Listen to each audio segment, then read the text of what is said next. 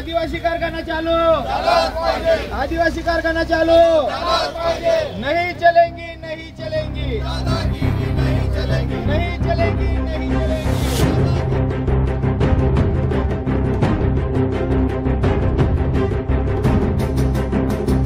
डोकारे साखर कारखाना सुरू करण्यासाठी शेतकरी आक्रमक,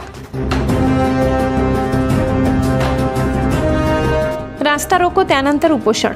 डोकारे आदिवासी सहकारी साखर कारखाना तात्काळ सुरू करण्याच्या मागणीसाठी 1 सप्टेंबर सोमवार शेतकरी आणि कामगार एकवटले आहेत। कारखान्याचे चेअरमन भरत गावित यांच्या नेतृत्वाखाली राष्ट्रीय महामार्ग क्रमांक 6 वर रास्ता रोको आंदोलन करण्यात आले, ज्यामुळे वाहतूक पूर्णपणे ठप्प झाली।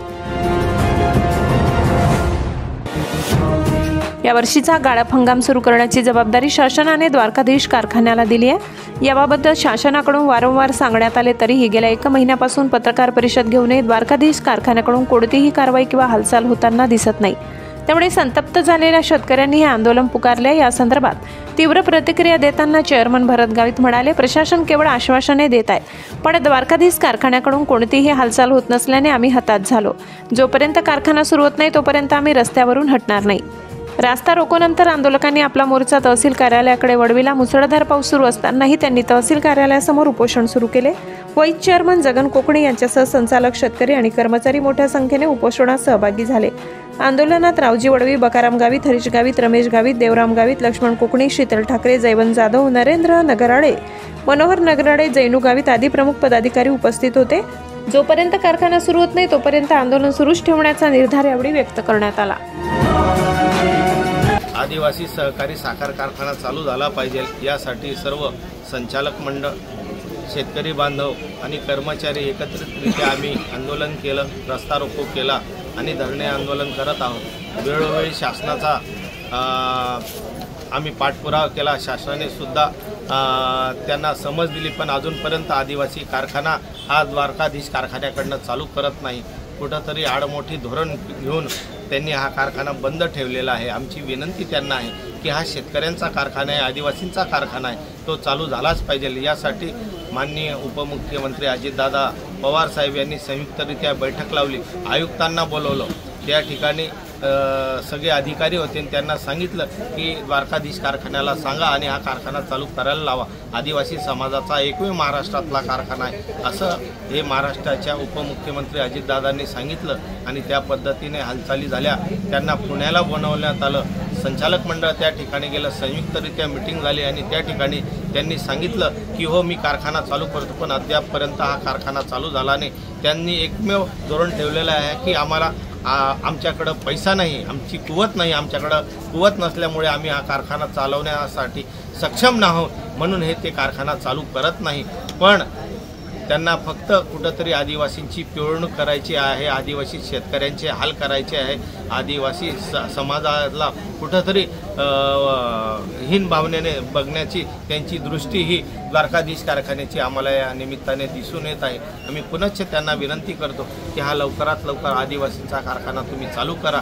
DDC बँकेलाही पत्रव्यवहार केलं, त्यांनीही सांगितलं की आमच्या परवानगीशिवाय तुम्ही कोणालाही हा कारखाना तारण देऊ शकत नाही। आमच्या हात बांधले गेलेले आहे, कारण मागच्या संचालक मंडळाने शिरीषदादा असताना त्यांनी जवळजवळ 12 कोटी रुपये त्यांनी कर्ज घेतलेलं होतं आणि ते कर्ज अजून फेडलं नाही। तो कारखाना त्यांनी त्या ठिकाणी गहाण ठेवलेला आहे, त्याच्यामुळे परत दुसऱ्यांदा गहाण ठेवण्यासाठी ही शासनाची परवानगी लागते आणि शासन म्हणतं जोपर्यंत बँक म्हणते जोपर्यंत आमचं पुढचं कर्ज नील होत नाही तोपर्यंत तुम्हाला नीलचा दाखला मिळत नाही आणि तोपर्यंत तुम्ही दुसरं कर्ज घेऊ शकत नाही। तर अशा कुठंतरी याच्यामध्ये आमचा शेतकरी बांधवला हे अडवलं जात आहे।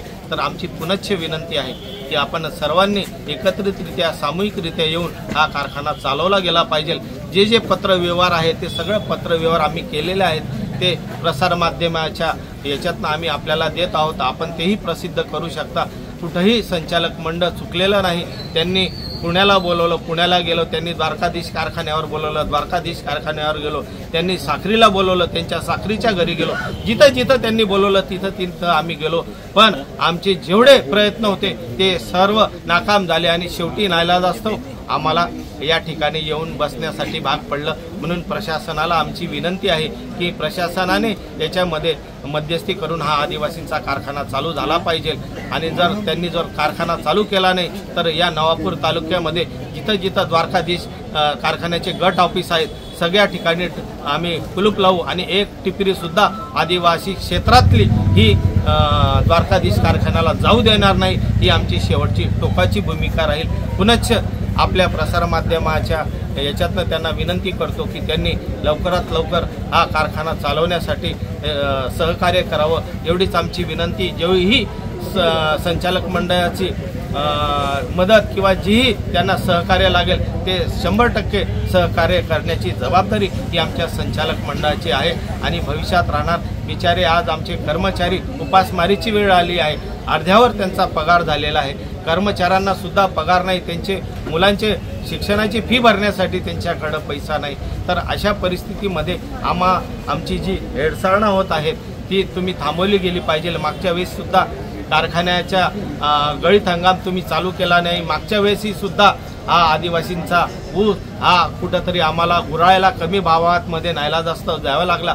पण यावेळेस आम्ही तुम्हाला विनंती करतो की तुम्ही आदिवासींची ही हालअपेष्टा थांबवा आणि आदिवासींना जर खरंच तुम्ही न्याय द्यायचा प्रयत्न करत असणार तर हा आदिवासी तुम्ही कारखाना चालवा। आणि जर तुमच्याकडनं जर कारखाना चालवायची क्षमता नसेल, तुमची कुवत नसेल तर तुम्ही तसं आम्हाला लेखी स्वरूपात द्या की आम्ही हा कारखाना चालवण्यासाठी असमर्थ आहोत, तर हा आदिवासी माणूस पुढे येईल आणि हा आमचा कारखाना आम्ही 100% चालू करू हे संचालक मंडळाच्या वतीने सांगतो। कारण हा आदिवासींचा कारखाना आहे, हा आमचा कारखाना आहे, हा नाईक साहेबांनी माणिकराव दादांनी उभा केलेला कारखाना आहे आणि तो 100% चालवण्यासाठी आमचे प्रयत्न राहील। आम्ही तो भविष्यामध्ये अजून पुढे नेण्याचा आमचा प्रयत्न राहील। पण कुठंतरी हा द्वारकाधीश त्याचा कारखाना मोठा करण्यासाठी आमचा कारखाना बंद ठेवत आहे, तर हे कुठंतरी व्यापारी दृष्टिकोन त्याने बंद ठेवून हा कारखाना पूर्ववत चालू करावा, एवढंच त्या निमित्ताने सांगतो।